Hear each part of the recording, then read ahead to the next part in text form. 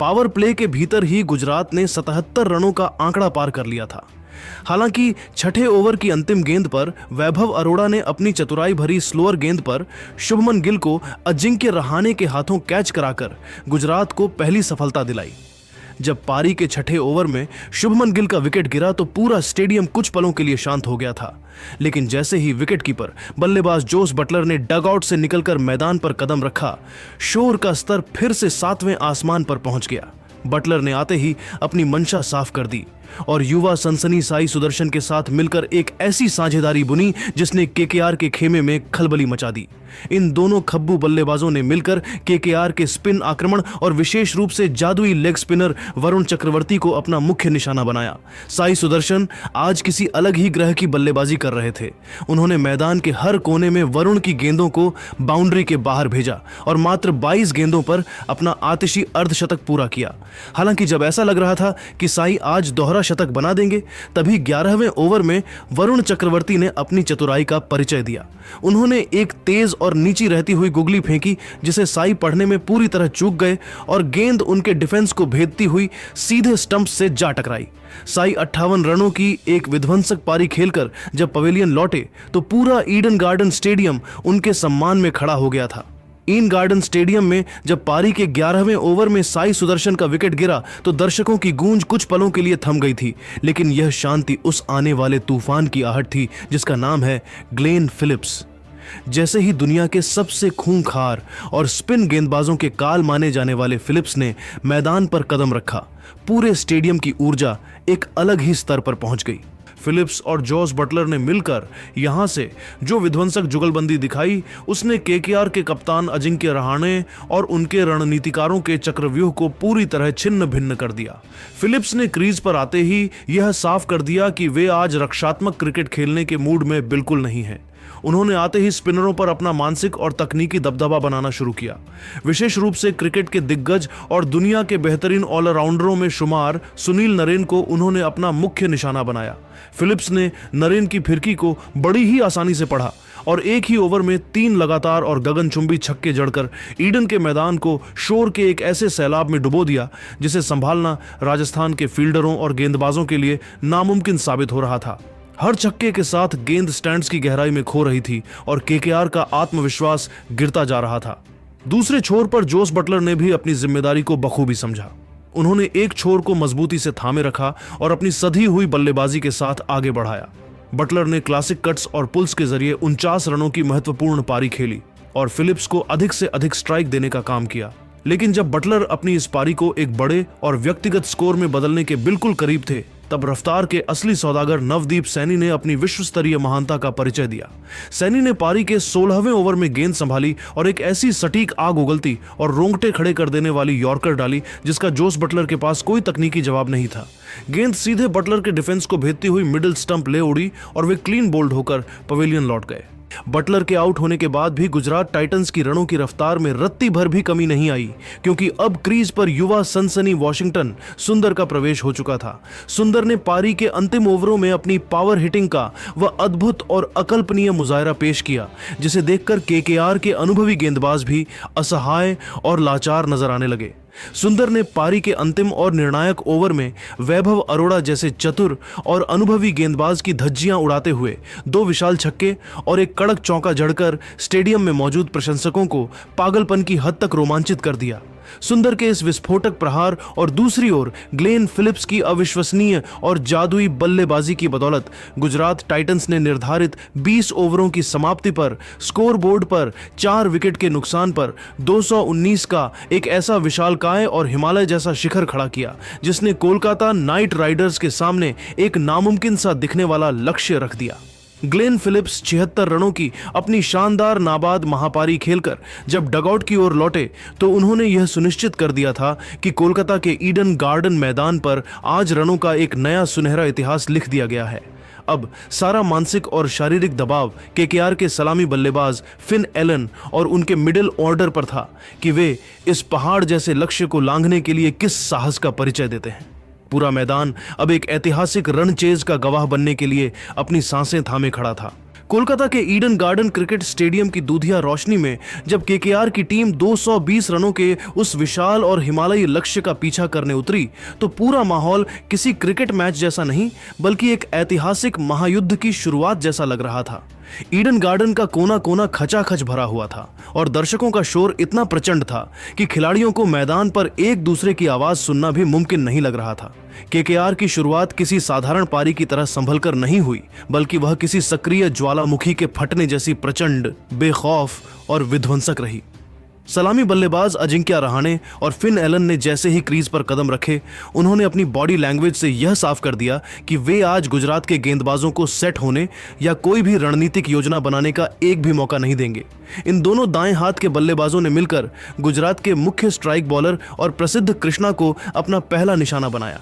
प्रसिद्ध जो अपनी धीमी गेंदों और सटीक यॉर्कर के लिए जाने जाते हैं, आज इन युवाओं के सामने पूरी तरह असहाय नजर आ रहे थे।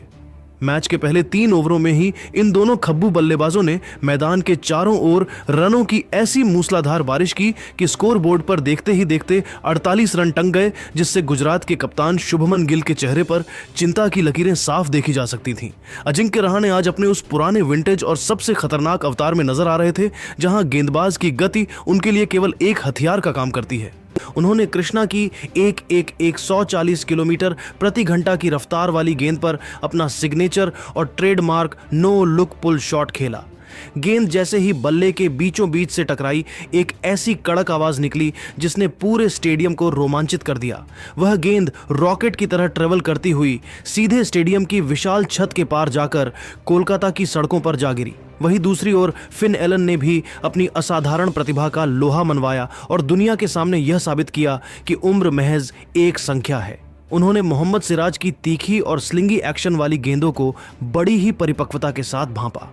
एलन ने सिराज की रफ्तार का इस्तेमाल करते हुए उन्हें लगातार 3 कलात्मक चौके जड़कर गुजरात टाइटंस के खेमे में सन्नाटा पसरा दिया। उनकी बल्लेबाजी में वह नजाकत और दिलेरी थी जो केवल महान खिलाड़ियों में देखी जाती है। ईडन का मैदान अब केकेआर की इस आतिशी बल्लेबाजी के रंग में पूरी तरह रंग चुका था और गुजरात के प्रशंसक यह सोचने पर मजबूर थे कि क्या आज उनके घर में कोई नया इतिहास लिखा जाने वाला है। रणों की इस बहती गंगा और केकेआर के इस प्रचंड वेग को रोकने के लिए गुजरात टाइटंस के कप्तान शुभमन गिल ने बड़ी ही सूझबूझ के साथ एक रणनीतिक दांव खेला। उन्होंने तेज गेंदबाजों की पिटाई को देखते हुए तुरंत अपनी योजना बदली और युवा स्पिनर वॉशिंगटन सुंदर को आक्रमण पर लगाया। सुंदर ने कप्तान के भरोसे को सही साबित करने में बिल्कुल भी देर नहीं लगाई। अपने पहले ही ओवर में उन्होंने फिन एलन 31 रन को अपनी एक स्किडिंग और तेज आर्म ड्रिफ्टर गेंद पर पूरी तरह चकमा दे दिया।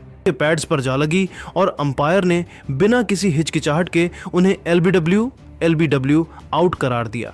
एलन के आउट होने के बाद ईडन में ब्लू जर्सी पहने प्रशंसकों की गूंज सुनाई दी, लेकिन यह खुशी ज्यादा देर तक शांत नहीं रहने वाली थी, क्योंकि मैदान पर प्रवेश हुआ केकेआर के ऑलराउंडर कैमरून ग्रीन का। ग्रीन और अजिंक्य रहाणे की इस जादुई और आक्रामक जुगलबंदी ने ईडन के मैदान पर मानो आग लगा दी थी। ग्रीन ने आते ही यह जता दिया कि वे आज बड़ी पारी खेलने के मूड में हैं। उन्होंने मैदान के हर कोने में अपने सिग्नेचर शॉट्स खेले और गुजरात के गेंदबाजों की लाइन लेंथ बिगाड़ दी।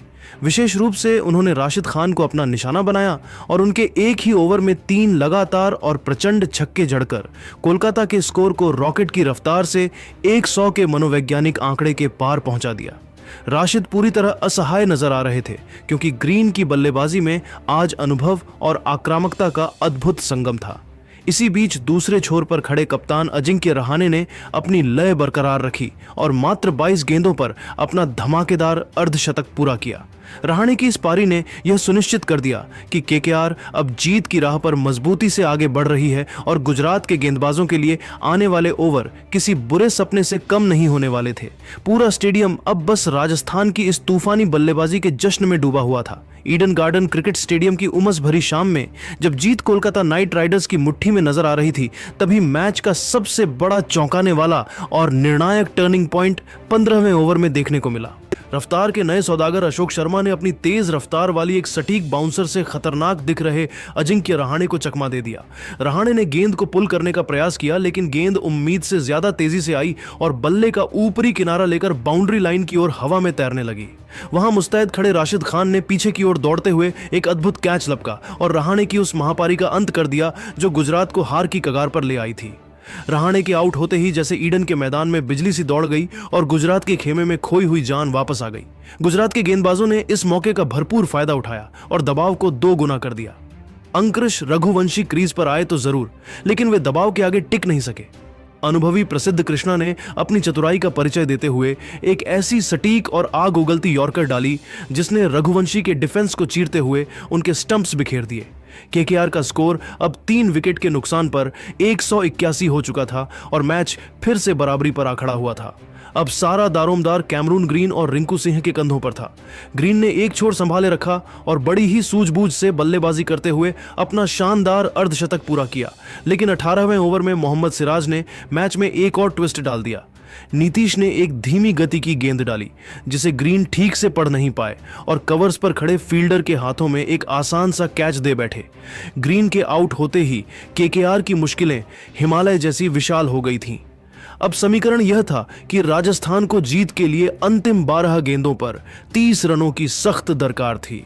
क्रीज पर रिंकू के साथ सुनील नरेन मौजूद थे। पारी का 19वां ओवर फेंकने के लिए एक बार फिर डेथ ओवर स्पेशलिस्ट प्रसिद्ध कृष्णा आए। रिंकू ने आते ही अपना विकराल रूप दिखाया और प्रसिद्ध की शुरुआती 2 गेंदों पर 2 लगातार गगनचुंबी छक्के जड़कर स्टेडियम में मौजूद केकेआर के समर्थकों में जोश भर दिया। तीसरी गेंद पर रिंकू ने समझदारी दिखाई और 1 रन लेकर स्ट्राइक फरेरा को दी।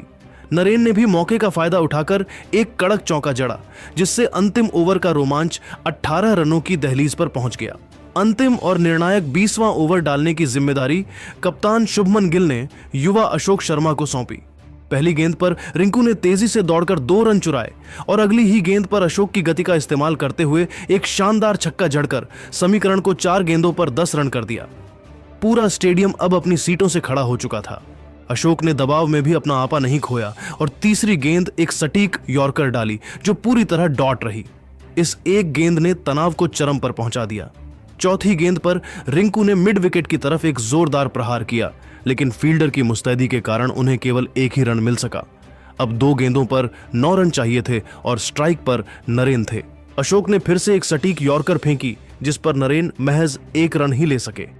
अब खेल की अंतिम गेंद पर केकेआर को जीत के लिए 8 रनों की जरूरत थी, जो तकनीकी रूप से नामुमकिन था। स्ट्राइक पर रिंकू थे और पूरे ईडन स्टेडियम में सन्नाटा छा गया था। अशोक ने अंतिम गेंद एक धीमी गति की बाउंसर डाली। रिंकू ने अपनी पूरी ताकत से बल्ला घुमाया और गेंद को स्टैंड्स में छक्के के लिए भेज दिया, लेकिन तब तक बहुत देर हो चुकी थी। गुजरात टाइटंस ने यह सांसें रोक देने वाला मुकाबला मात्र 1 रन से जीतकर अपनी अटूट बादशाहत कायम रखी। साई सुदर्शन की आक्रामक शुरुआत, बटलर की विध्वंसक पारी और अशोक शर्मा का वह जादुई अंतिम ओवर इस मैच की असली जान रहे, जबकि केकेआर के लिए अजिंक्य रहाणे की बेमिसाल मेहनत आखिर में बेकार चली गई। यह मुकाबला 2026 के इतिहास का सबसे क्लोज और बेहतरीन मुकाबले वाला एनकाउंटर साबित हुआ, जिसे क्रिकेट प्रेमी आने वाले कई सालों तक याद रखेंगे।